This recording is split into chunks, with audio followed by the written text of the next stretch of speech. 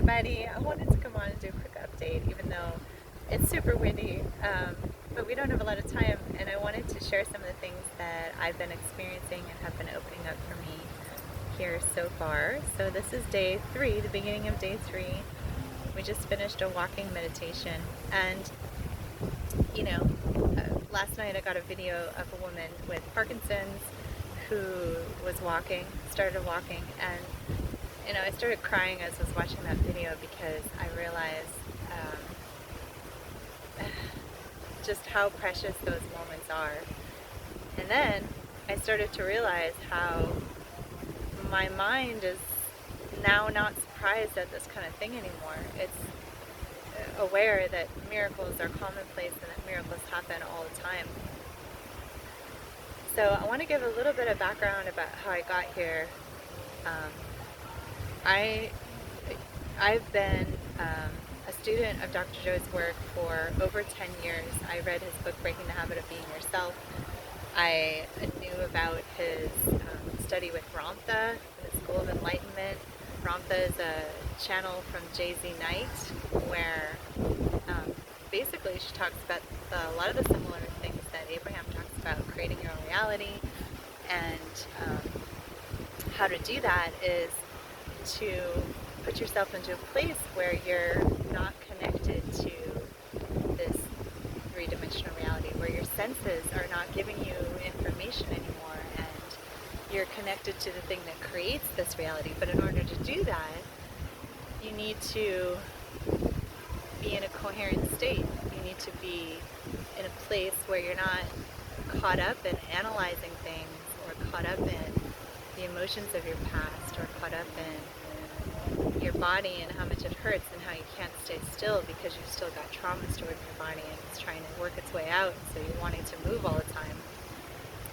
You're unable to be still enough, and you're unable to be focused enough to actually tune into that Wi-Fi signal. So one of the biggest things that I'm getting from these first couple of days is how important it is to put ourselves in a coherent state of consciousness, and how important it is to open our hearts, because our heart connects us to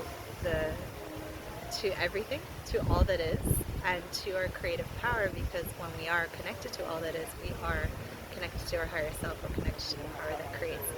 And so from there we can create whatever it is that we want to create. But if our hearts are closed off and locked down, then we're not going to have a sense of wholeness, which is the vibrational frequency that's needed in order to create. So the last couple of days, it's just been about reconnecting back into a state of presence, a state of being clear, open, aware, awake in this moment. And then from there, riding the wave of emotion into the intention that you want to create. This is the same information that I heard 20 years ago, before I ever got in touch with Dr. Joe, when I was doing Zen meditation. I remember I went to the Zen teacher and I asked him, it's kind of boring to just be present.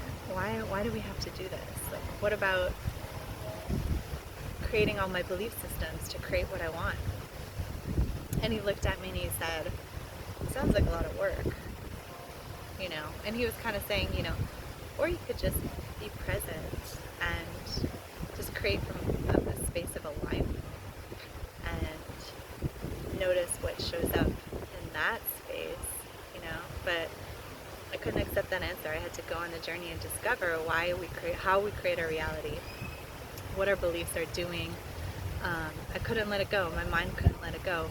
And then 20 years later, here I am back at the same point, realizing that it really is just about being present in the moment. It really is just about relaxing enough to understand that we are infinitely there's an infinite intelligence that is guiding our life.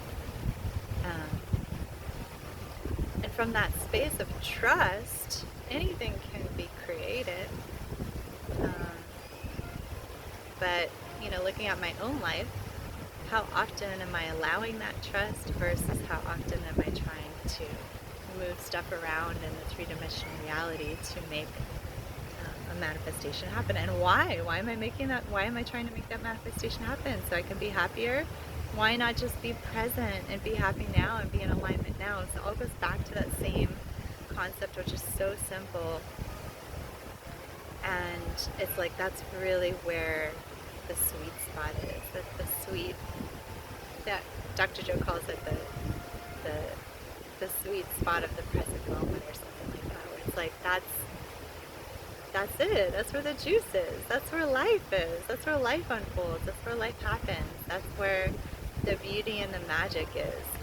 So I'm just so grateful to have this experience, so grateful to be surrounded by such amazing humans that are also doing this work, also understanding this work, excelling at this work, creating amazing things in their life with this work. So